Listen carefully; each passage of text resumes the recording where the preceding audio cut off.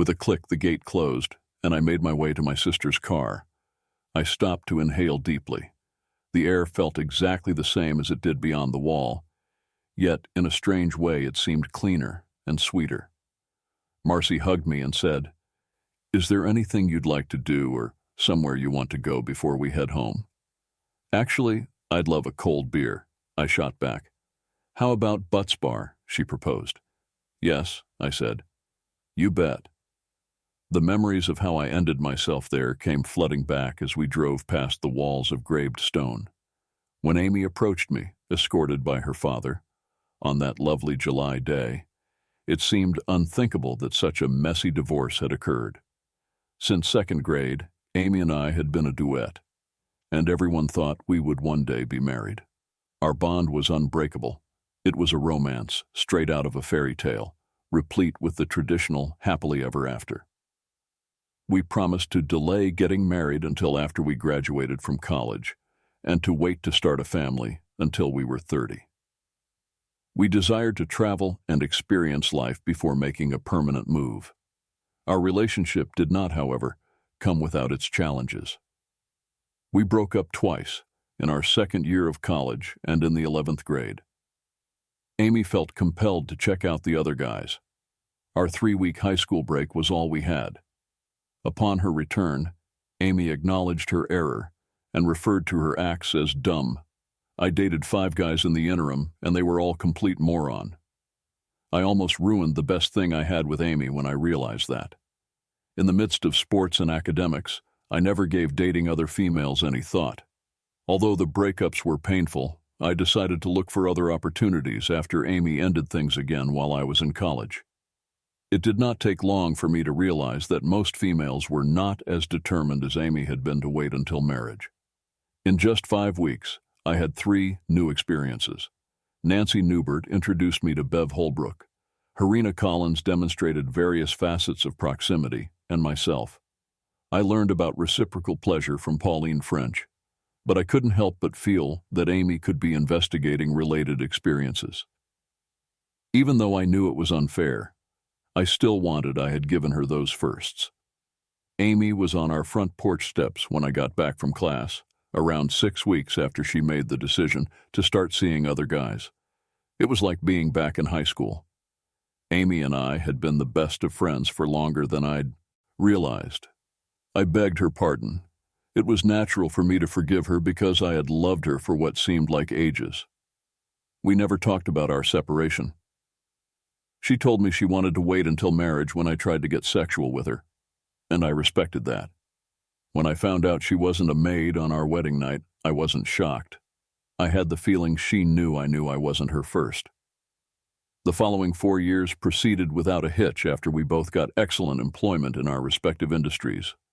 I used to travel for work on occasion, but never for longer than 3 days at a time. Amy said she was pregnant the day after her 26th birthday. We had intended to wait until we were 30 before starting a family, so this surprised me. She clarified that the flu medication she was taking had caused problems with her birth control tablets. After a period of 9 months, Brian Lewis joined us. After just 6 weeks, Amy went back to work. Her company had a nursery on site. She quickly declared her wish for a second kid, ideally close in age, to facilitate their upbringing. I was cool with it. So when she informed me she was expecting again 6 weeks later, I was cool with that too. She asked if I would mind tying her tubes when she was 8 months pregnant, and said she thought having 2 children was enough. I believed that it was her choice, and who was I to argue with her if she didn't want to become pregnant again? Susan Marie became a member of our family a month later. Similar to Brian, Amy returned to work after just 6 weeks of leave, taking both of her babies with her. We each received 2 promotions within the course of the next 6 years, and we made good money. We had an active bed life and hardly ever argued, making us seem like the perfect marriage. We had around 3 sexual encounters a week, which I thought was rather decent compared to other long-married couples with kids. We enjoyed spending time together, had similar interests, and looked forward to seeing each other every day after work. One July day, the facade of our contented, loving home was destroyed. I had taken a 3-day flight to Denver to attend to delivery concerns with our supplier. When I got there, I saw that the business had been seized by the IRS earlier that day because payroll taxes were not paid. The business had been having financial difficulties for a while. Without telling Amy, I hurried back to the airport and caught the next flight home. It was a lucky break in communication because it resulted in an unexpected finding. By the time I got home at 5:20 p.m., Amy hadn't come back from work. I thought about doing dinner, but decided to take Amy and the kids out to dinner instead. I was in our home office when I heard Amy's return from the garage door opener. She was walking into the home by the time I saved my work and closed the computer program. "You're incredibly eager, Hal," Amy said as I opened the office door. "Stop that," Amy said, and then I heard a man's voice urge, "You don't really want me to stop, do you? Actually, let's not even wait for the bedroom. I'd like to have you over the back of your couch." "Yes, and you enjoy it. The couch isn't a bad idea." "Should I remove my pants or just slide them to the side?" Amy asked. "Remove them," he said, sensing that the last time he had merely pulled them aside, it had caused difficulty. I winced. Amy's satisfied sounds filled the room, interspersed with her hurtful, familiar moans, and the conversation came to a standstill. I went to the living room, picked up my phone, and put it in camera mode. I knew exactly who I would run into there. How might Amy's boss at work be connected to this? I had gotten to know him and his spouse at a number of work events, including picnics and Christmas parties. Amy didn't even know I was back home. I took a cab home from the airport and left my car at the dealership because of a brake recall, so they wouldn't anticipate me. Before they realized I was there, I got 5 good shots of them, and then 3 more as they started to move away. They quickly parted ways, and I reached for my phone and walked over to him. I was not impeding his access to the door, which was unfortunate for me, but he interpreted my intentions from my expression. Fortunately for him, he had just unzipped his trousers before beginning to work on Amy, rather than completely undressing. This gave him the opportunity to turn and bolt for the door before I could get to him. Maybe I could have caught up, but Amy stuck out a foot and knocked me down. He had left the house by the time I was feeling better. Disregarding Amy, I proceeded to the kitchen, took out the phone book from its designated location, and searched for Harold Bartram. Amy came into the kitchen as I was dialing. "What are you doing calling Janet Bartram to share the news?" she asked. I answered. Amy quickly disconnected the phone and advised, "Don't do this. It'll just create more problems." I responded, "Don't you think we already have problems, especially with Hal and Janet? It's fine for Hal to mess with my life, but I have to tread carefully with his. It's not about that. We shouldn't hurt Janet. She's innocent in all this." Amy countered. "I disagree," I said in reply. "She's married to a cheating idiot, and she deserves to know. If she chooses to accept it, that's on her. From now on, I plan to make his life miserable. I'll start by telling Janet and offer to show her the pictures if she wants to see them. Then I'll consult with a lawyer about pursuing him at work. I'm sure your company's policy manual addresses supervisor-subordinate relationships. Lastly, I'll track him down, and when I do, he won't walk away unscathed." Amy warned, "You shouldn't take those steps. It'll cost you too much." I inquired, "How so?" She responded, "You tell Janet, she leaves him, and then I'll kick you out, bringing him into our home with me and our kids. If you sue our company, both Hal and I could lose our jobs. Without a job, I'll make sure you pay hefty alimony and child support in the divorce. And if you resort to violence against him, you'll end up in jail for assault. The best course of action is to move past this and focus on our lives," Amy advised. "Are you serious? Move on after what I've discovered?" I replied. Amy responded, "Why not? My relationship with Hal hasn't affected us negatively. We have a good life together. I've been a devoted wife to you. We have a strong relationship, and I genuinely love you," stated Amy. "You can sleep with him and then claim to love me? How does that work?" I asked. "It's true. To me, Hal is just about physical satisfaction. Great physical engaging, but only physical engaging.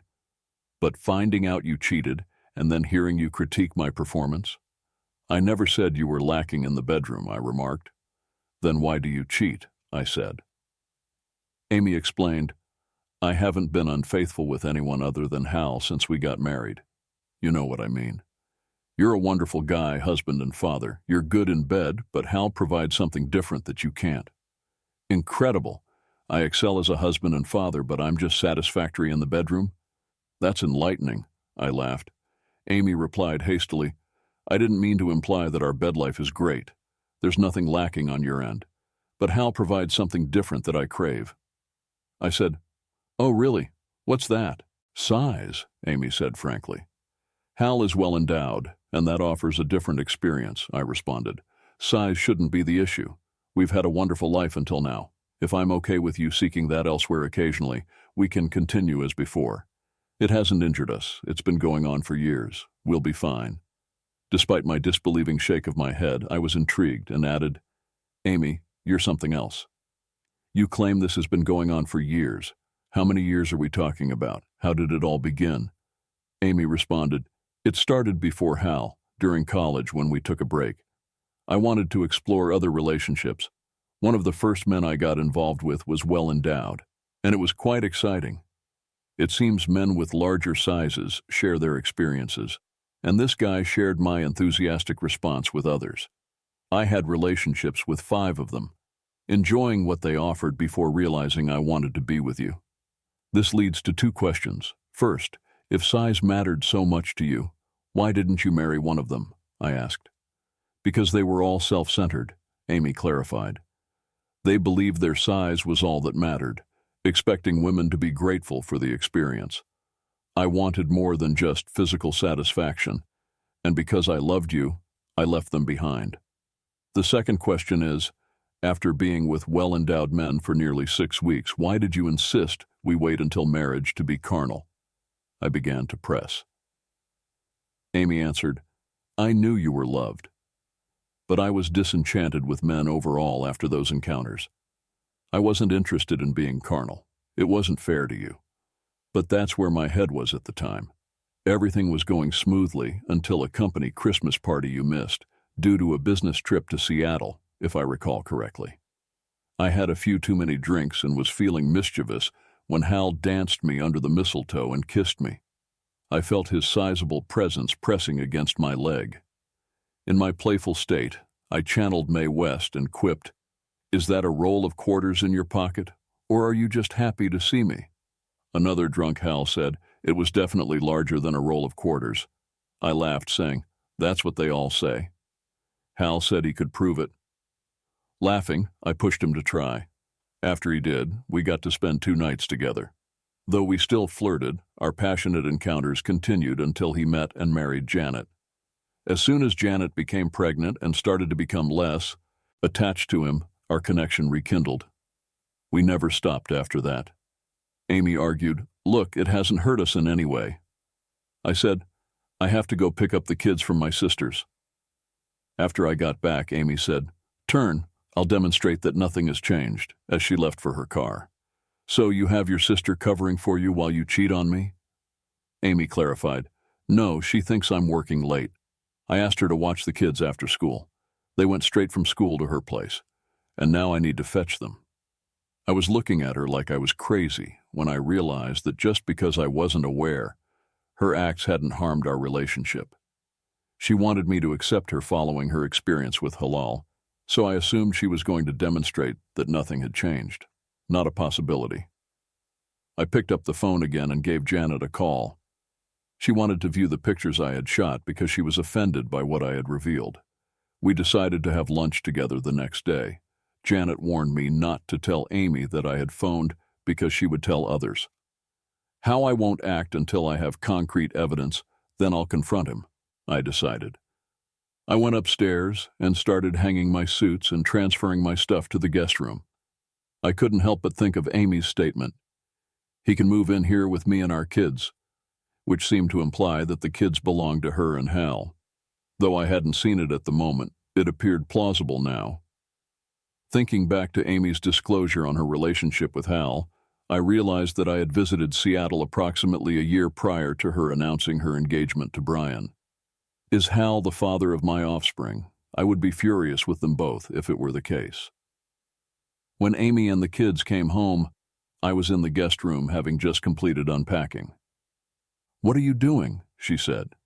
"Creating some distance between us," I answered. Her expression was perplexed. "Why?" I asked.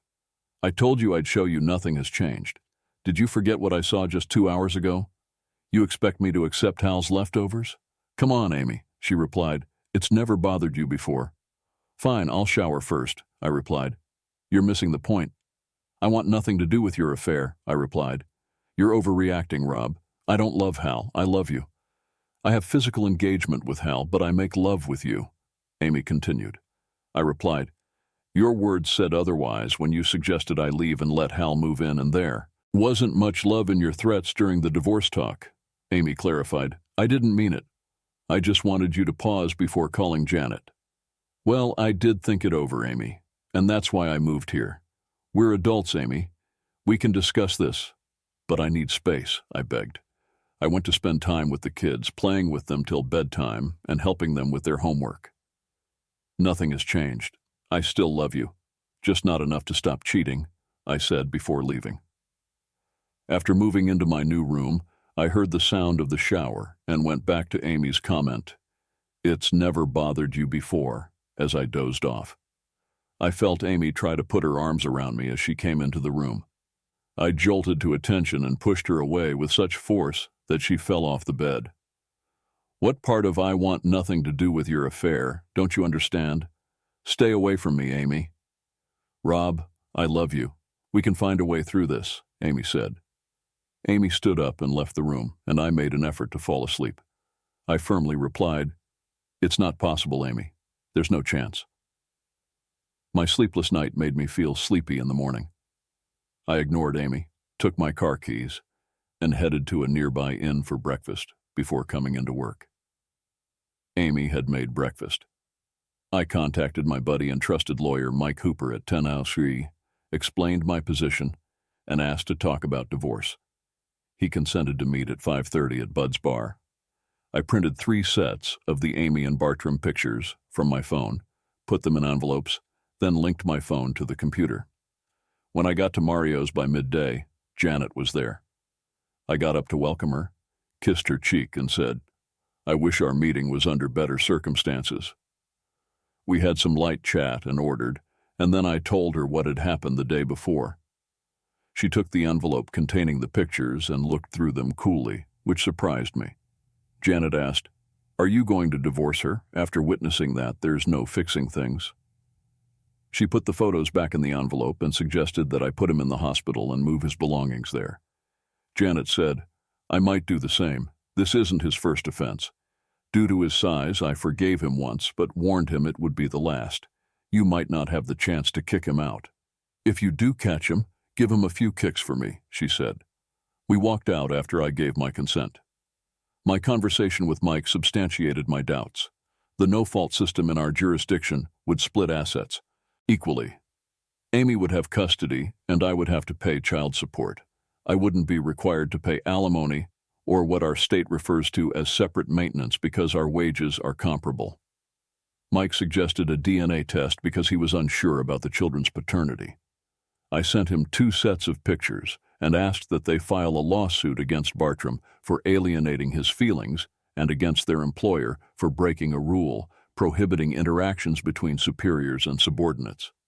"This could jeopardize Amy's job and increase your financial obligations," Mike cautioned. "I know, Mike. Go ahead nonetheless," I urged.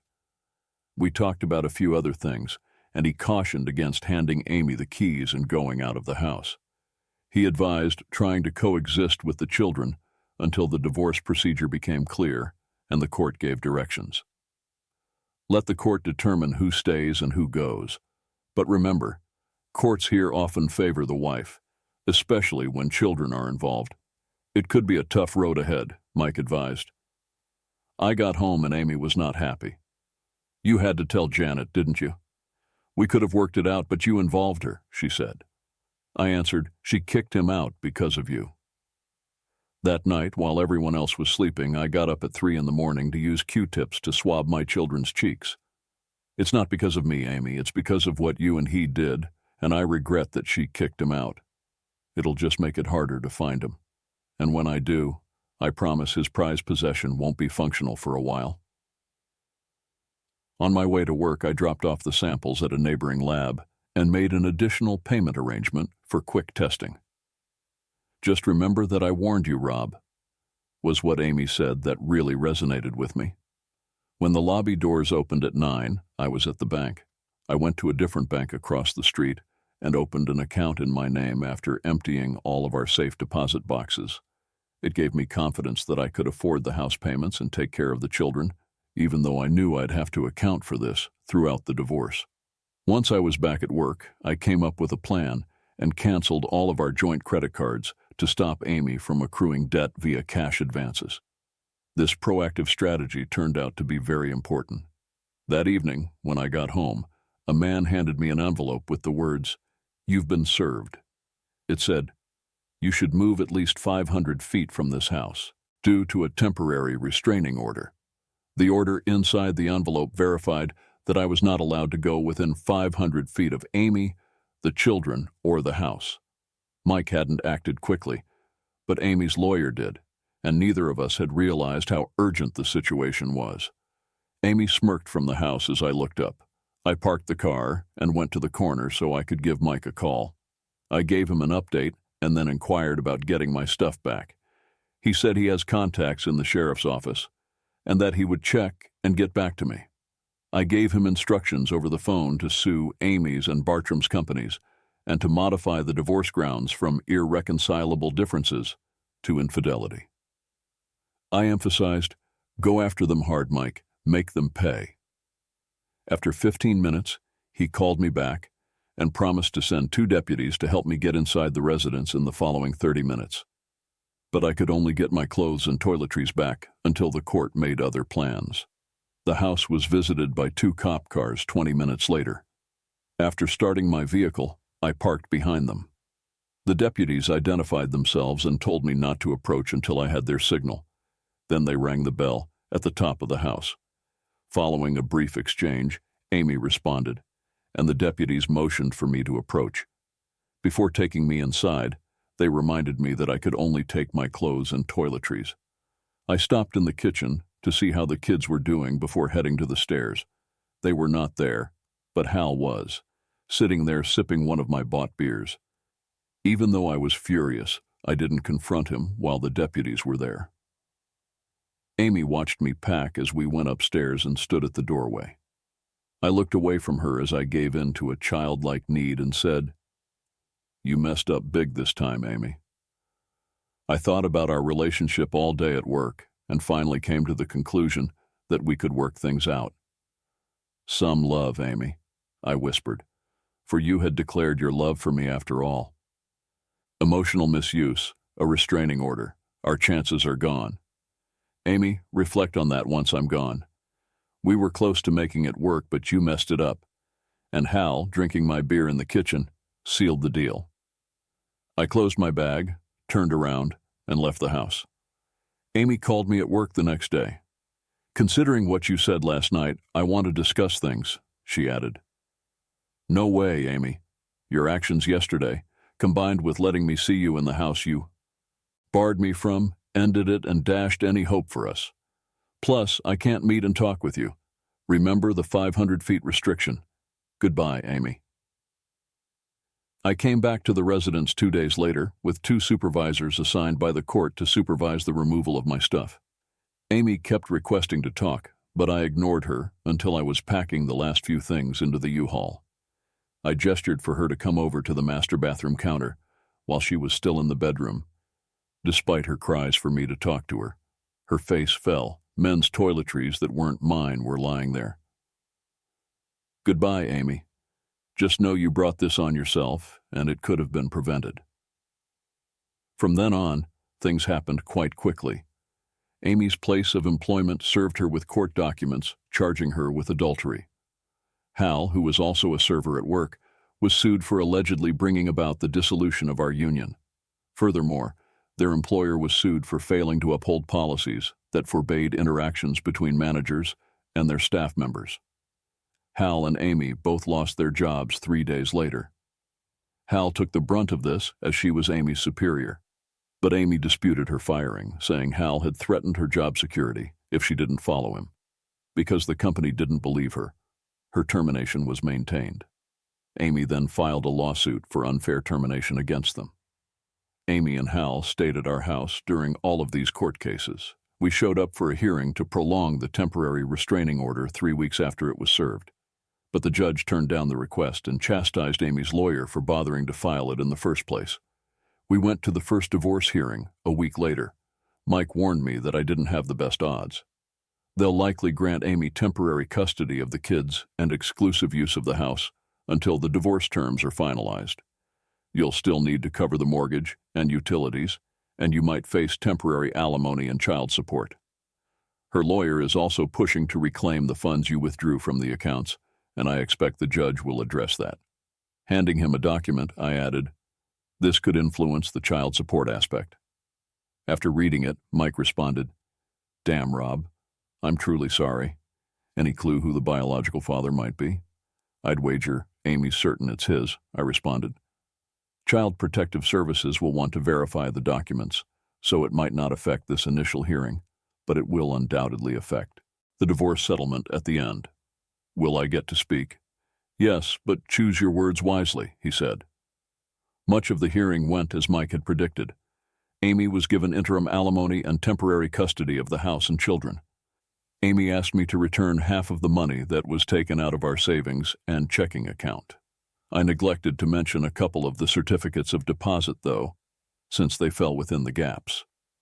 Mike stepped in to stop Amy's lawyer from getting an order for me to pay his expenses. This isn't a typical divorce scenario where my client is sued and his wife responds.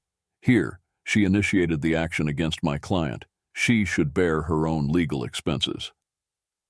The judge agreed with our decision. Mike objected and produced the DNA test, proving I wasn't the child's biological father. I was instructed to pay interim child support, pending CPS verification. Should the documents prove accurate, any support you've paid will be deducted from your wife's share of the settlement. I watched Amy when Mike brought up the child's paternity, and she didn't show any surprise. And I couldn't help but smile when, based on advice from Child Protective Services, he set the child support amount. The judge inquired about my understanding of the court's orders regarding the house. I understand the decision, but I don't understand the reasoning behind it. Why should our children live with their adulterous wife, who moved in with her lover the day she filed for divorce? What kind of example does that set? We haven't even been separated for 6 weeks, and she already has another man in her bed.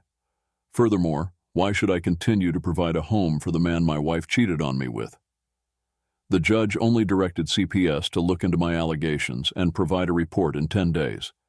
Mike mentioned the DNA test, and your response to that said it all. Amy approached me as we were leaving the courthouse, screaming, "How could you do this to your kids?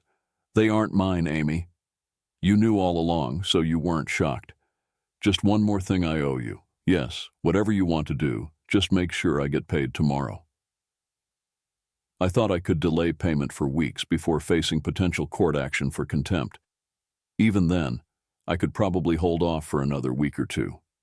The day after the hearing, Mike called to inform me of a settlement offer from Amy's former employer. "It's a bit low, and I believe we can negotiate a better deal. I'll leave the decision to you since you're more knowledgeable about these matters." She walked off, not realizing that it was unlikely that she would get a whiff of that money anytime soon. Honestly, my initial lawsuit against them was mainly to get back at Amy and Bartram. I'm content knowing they lost their jobs. On another note, we shouldn't expect much from Bartram, especially now that he's unemployed. Whatever he manages to scrape together will likely go to his ex-wife for child support and alimony. Regardless, keep the pressure on him and make him cover his legal fees. If we win, we can secure a judgment against him, which will be a constant reminder of his actions. Mike's remark on possible alimony reminded me that I hadn't talked to Janet in a while. I contacted her to find out more about her circumstances. "Things aren't great. It's tough with Hal unemployed and not meeting his court-ordered payments. Fortunately, I withdrew funds from our accounts before kicking him out. I hate to say it, but things might worsen. Turns out both my kids are Hal's biological children, and he'll likely owe Amy child support once my divorce is finalized. Or perhaps not, given they're living together. They are? I wasn't aware. How's your case against Hal's former employer progressing? I explained the problem, to which she said, I don't have a case against them. Why would I? She thanked me for the heads up and said she would speak with her attorney. I added, if you need any assistance, just let me know. I hope you're not implying what I think you are. And what would that be? Just because of what Amy did doesn't mean I'd do the same to you for revenge. That's a terrible assumption to make. I apologize for bothering you, I said as I hung up. I was left feeling sour by her last words, which continued to ruin my day. After work, I was excited to face Hal because I assumed he would be looking for work as he was unemployed. I parked my car across the street from the residence and took the following day off. Waiting for the children to depart for school at 6 in the morning, Hal's Chevy Blazer pulled out of my garage at 8 minutes to 75. I followed him to a garage in the heart of the city and parked a few spots away. I got out, knelt, and put myself in between him and the lift. He came to where I was standing, and I got up to greet him. Hal, good morning. It's a good one for me, but I can't say the same for you. He attempted to flee, but I caught him, spun him around, and pushed him against a concrete pillar. I then proceeded to physically assault him, concluding with 6 forceful kicks to his groin. Afterward, I left him on the ground, groaning in pain. The following day, 2 police officers arrived at my workplace and arrested me for assault and battery. I spent the night in jail and appeared before a judge the next day. After hearing the charges, I pleaded not guilty. The judge asked, "Are you certain you want to plead not guilty? Mr. Bartram is quite convinced you attacked him." I did confront him, yes, but I don't consider it assault and battery. So what would you label it? Delivering justice. I don't get your perspective. He betrayed me with my wife for years. He fathered the 2 children that he and my soon-to-be ex led me to believe were mine. He had to face the consequences. That might be true, but in this state, infidelity isn't illegal. That's why I took matters into my own hands. The law, I'm not interested. The legal system falls short in cases like mine. My wife cheats on me for years, leaving me responsible for her lover's children. And what do the courts do? They favor her, she keeps the house, and I'm ordered to foot the bill while she moves her lover in. I'm left paying for his living expenses, supporting her unfaithful partner with alimony. And when the divorce is finalized, she'll get half of everything she gained through deceit.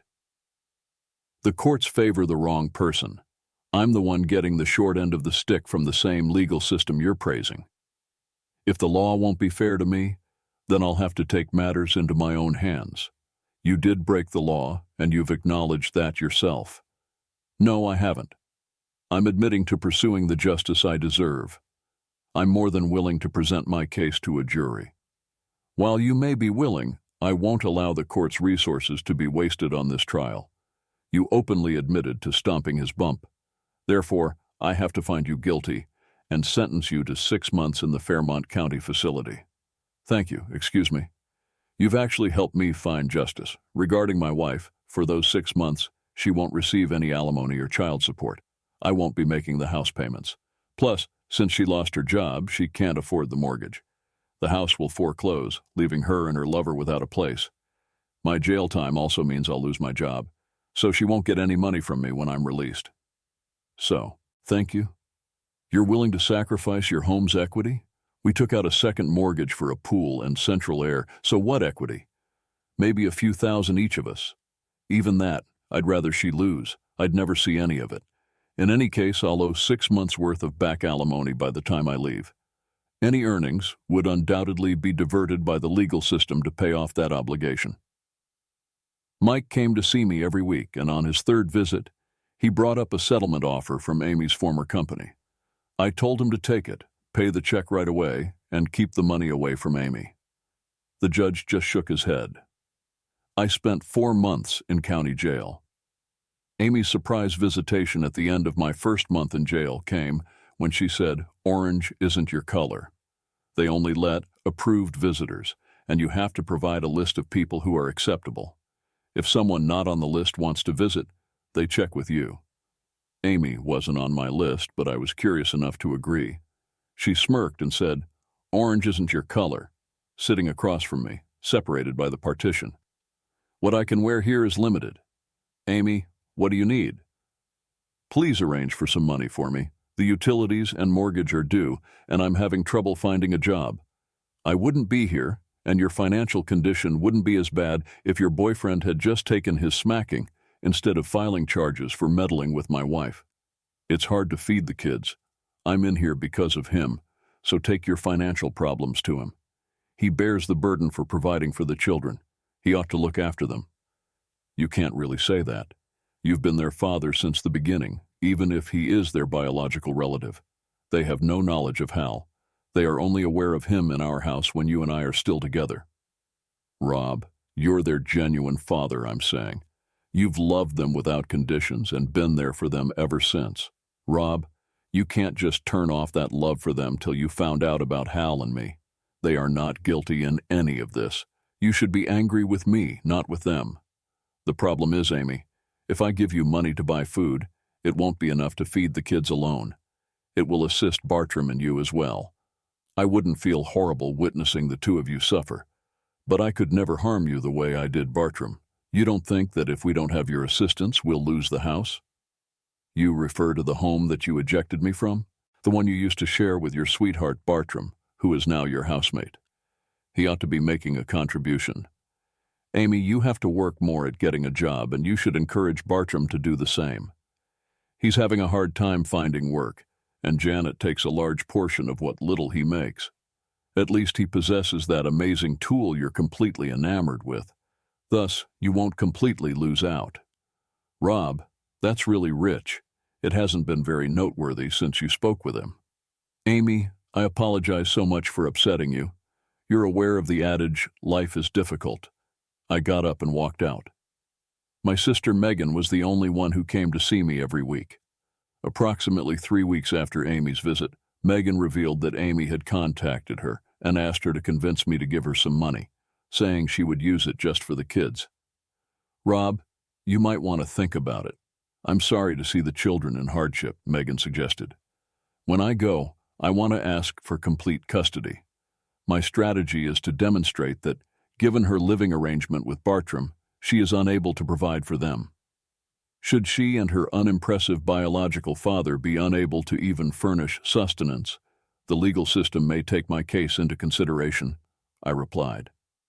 "It demonstrates how much I care about them, because I desire custody, even if Bartram is their biological father. Assisting Amy would defeat my purpose. In addition, she has betrayed me for more than 6 years while smiling, so I don't trust her.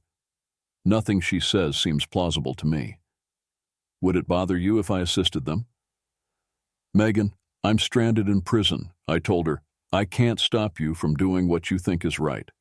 Megan helped them out, but not in a financial sense. She bought the kids clothes and sometimes dropped off groceries for them. I found out that Amy had found a respectable job, but things weren't going well at home. Bartram had given up looking for work because, based on what he told the kids when he visited, he thought that jobs that were available were beneath him or didn't pay enough. Megan also found out that Bartram and Amy had regular arguments about his being lazy at home. I felt a little relieved to hear this. In my 3rd month, Janet paid me a surprise visit.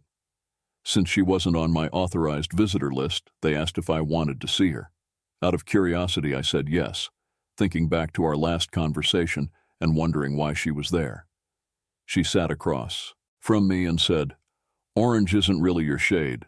"I've previously heard that. What brings you here?" I inquired. "I feel bad about it," she answered. "Are you guilty? Why?" I asked. "Because I treated you badly," Janet said. "When did that happen?" I asked. "The previous conversation we had. I wasn't sorry for what I said, even though I was in a foul mood and depressed about men. I apologize, Janet said. Well, it disturbed me, but that's all right. Also, I wanted to express my gratitude for anything, I said. May I thank you for something I gave you? Janet appeared perplexed. You knew, even though you didn't know it. Hal visits our doctor's office, where an acquaintance from college works as a nurse. Marcia informs me that Hal and Dr. Marlin have been talking about erectile dysfunction. Considering what he did to me, it appears that his performance has been impacted, which is satisfying. You might find it interesting that your wife isn't benefiting from his cheating either, I said. Are you serious? Janet appeared surprised. Definitely, yes, I said. Mike was there to pick me up when I was released from county jail, and we talked until she left, asking me to call her when I got out. I spent 4 months there but was released early because of overcrowding. Having served 2/3 of my sentence and being deemed non-threatening despite my assault charge, I qualified for early release. Mike gave me an update on the situation while we were traveling. Amy is fighting for custody, alimony, and even child support. She isn't fighting for the divorce, but I don't think she has a chance. Now that you're out of the picture, I'll ask for a hearing, and then it's just a waiting game, Mike said. What are your plans regarding Amy's employer's settlement check? Is that right? He asked. I'll keep it safe from Amy's grasp until the divorce is finalized, I replied. Now that you're free, you'll likely be summoned to court over the payments you owe Amy. Not a problem. To put it simply, I was unable to pay her while I was in prison. They may contend that I could have coordinated it or disclosed her my bank's location. No chance she'd find a way to access all the funds given how the courts here favor women. That could work in her favor. After all the deceit and betrayal, I wouldn't trust her not to take advantage if she could. The next morning, I stopped by my workplace and asked Frank about job openings. He told me to get to work and not bother him with silly questions. That afternoon, I called Amy to arrange to see the kids, and she laughed it off. Once I see some money, you can see the kids, she retorted. I ended the call and reached out to Child Protection Services, explaining Amy's refusal to let me see the kids. I was told she had the right to deny me access. Your documentation confirms you're not the biological parent, and she holds maternal rights. Visitation, if any, needs court approval, so you must address the child support issue in court to have the order lifted. Your response suggests I shouldn't count on gaining custody, said. Thank you. I can't reveal our court recommendations, she said. I called Amy and we arranged to visit the kids at 7, bringing cash. I won't let you be by yourself with them. I'll be present, she retorted. I took out $500, put it in an envelope, and got here just on time at 7. Amy stepped back after opening the door and noticing the money. Upon seeing Bartram in the living room, my heart fell. His hasty departure echoed my surprise. From the couch, Brian and Susan were staring at me. My hopes for a happy reunion were dashed by Susan's remarks. How come you injured our father? Mom says Halal is our actual dad. Amy's smirk confirmed her influence. Frustrated, I headed for the door.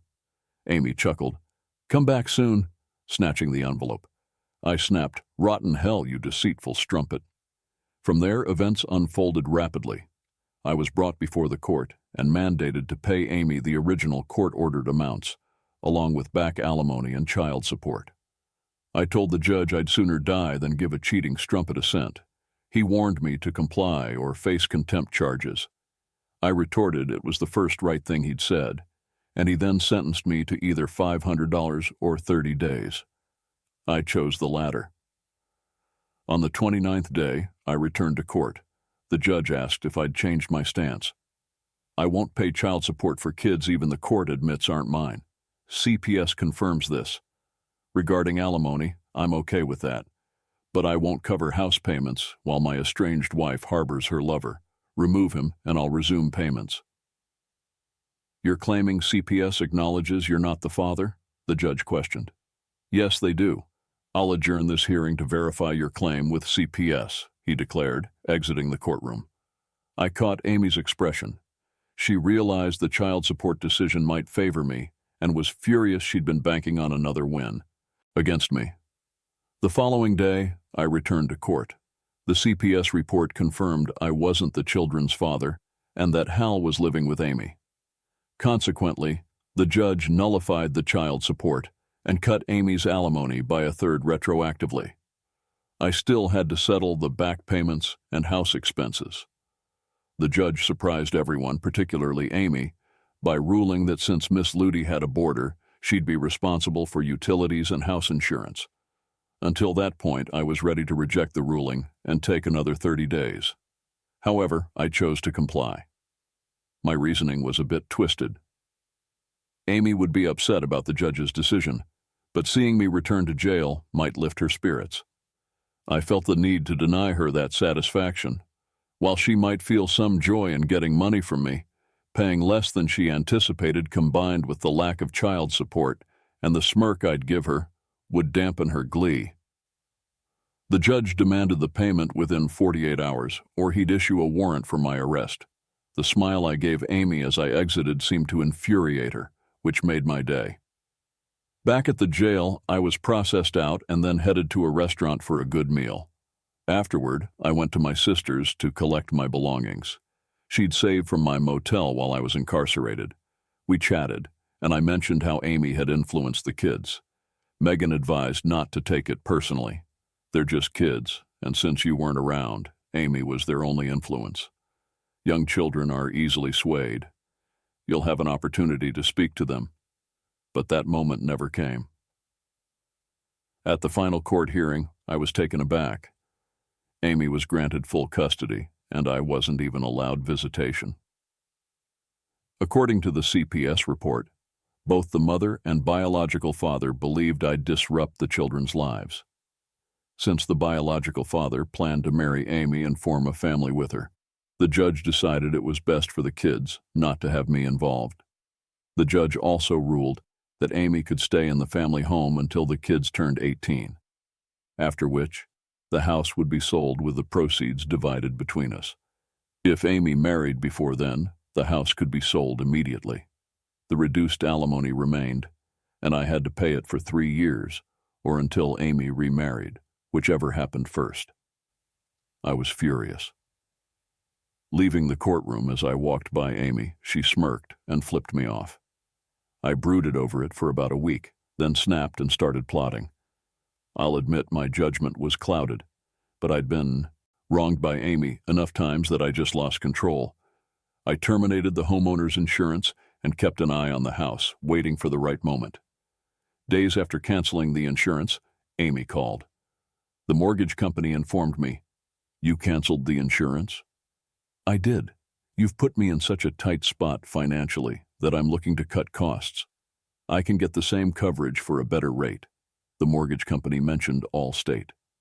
"They say we need a policy on the house within 5 days, or they'll secure one and charge you." The person I spoke with suggested it would benefit us to get a policy since their insurance provider is expensive. "I'll take care of it." 2 days after that call, my chance arrived. Amy left for work shortly after the kids headed to school, and at 8:30 Bartram drove off in his Blazer. Once he was gone, I opened the garage door using the remote. To my surprise, it worked. I drove in, took 2 5-gallon petrol cans from my trunk, and entered the house. After thoroughly dousing the inside, I backed my car out and set the house ablaze. From there, I headed to the airport, parked in long-term parking, and caught a flight to Panama City. There, I spent a month soaking up the sun and mingling with the ladies, some of whom I managed to impress. On my final day in Panama City, I rented a safe deposit box at a bank and paid for 10 years up front. I'd emptied all my accounts before heading to Florida and stashed the cash in that box. I figured I might face some jail time for my actions, but I didn't care. I'd left Amy high and dry with no insurance to cover the losses from the fire. She'd have nothing left. She might try to chase me down for it, but locked up or not, she wouldn't get a cent from me. And even once I got out, she'd struggle to get a dime. Upon returning to town, I swung by the shop to collect my personal items. While there, I apologized to Frank for leaving him in a bind. He understood, having been through a rough divorce himself. He then asked if I'd gotten it all out of my system and was ready to return to work. I had to say no, explaining I'd likely be going to jail. When he asked why, I told him. He laughed, saying he wished he had the guts to do something similar to his ex. I reached out to Mike and invited him to lunch at Mario's. When he sat down, he warned, "You've really stirred the pot this time. Everyone is vying to be with you. It would have been wiser for you to remain where you were, since he had given you an order to maintain the house. The judge saw your activities as a violation of his court orders. The prosecutor has a long list of accusations against you, ranging from property destruction to arson. Amy wants you fired up for her everyday spanking sessions, too. However, you may take solace in the knowledge that Amy was unable to keep Bartram within a house. To what extent is it bad? How can they accuse me of arson? I didn't commit insurance fraud. It was my house. To avoid any allegations the mortgage company could be concerned about losing their collateral, I actually canceled the insurance. However, I still have to pay back the loan. I even paid my bill for this month last week. They have no power over me as long as I make my payments on time. It was my property. I had the right to do what I wanted with it. In your perspective, maybe, but I can assure you the court won't see it that way." He was correct. After a month of legal back and forth, I negotiated a plea deal with the state correctional facility at Albion. Serving 3 years with good behavior, I'd be eligible for parole halfway through. When parole was offered, I declined. I didn't want to subject myself to the very legal system I'd grown to despise with its constant rules and restrictions. I ended up serving 2.5 years. During my time inside, Mike, my sister, and even Frank visited regularly. Frank kept urging me to visit him once released, and Janet visited a couple of times, insisting I call her upon release. While incarcerated, I also filed for bankruptcy, successfully discharging all debts except the one to the IRS. They took issue with my claiming house interest on my taxes, even though the house no longer existed. Even behind bars, the IRS demands their due, requiring tax filings and punishing income that doesn't comply with their rules. Sitting with Megan at Bud's bar, sipping a cold PBR, she asked about my plans. "I'll see Frank and return to work, find an apartment, and try to rebuild some semblance of a social life." "Will you be paying the youngsters a visit?" "I don't think so. Amy's brainwashing has taken a toll on them."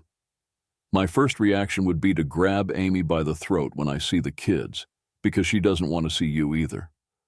She remains enraged about you destroying everything she had, but as time went on, she changed. She is truly sorry about the way things turned out. She acknowledges that her affair was only sexual and that she loved you. She had no intention of you finding out. She's amenable to you dating both Susan and Brian. She told them that I'm not their true father, which is really kind of her. Man, give her some grace. She was acting spitefully, just like you were. The children were entangled in the gunfire. They've come to stay with me on the weekends, and they really do miss you. You ought to get back in touch with them. Amy is too much for me to handle. If you can arrange to pick them up and bring them to your place, we can try reconnecting." I visited Frank, and he said I could return to work when I'm ready. I asked for a week to adjust to freedom. I flew to Panama City to retrieve my money from the safe deposit box, then came back home. I settled my debt with the IRS, found an apartment, and called Janet to ask her to dinner. I reconnected with my kids and started seeing them every other weekend. Janet and I went on several dates, but it became clear we were better off as friends. I found a new girlfriend, and we're headed toward marriage. She must be amazing to take on the challenge of being with me and my kids. Yep, I have custody of the kids now. Amy remarried, but her new marriage hit a snag when her husband caught her cheating. Unlike me, he didn't snap photos. He grabbed a weapon and tragically ended both their lives. Since our state doesn't have the death penalty, he got a 20-year to life sentence. I sent him a carton of cigarettes every month, along with a thank you note. With Amy out of the picture, I petitioned the court for custody, and I got it. Now the kids live with me. I guess there's truth to the saying, what goes around comes around.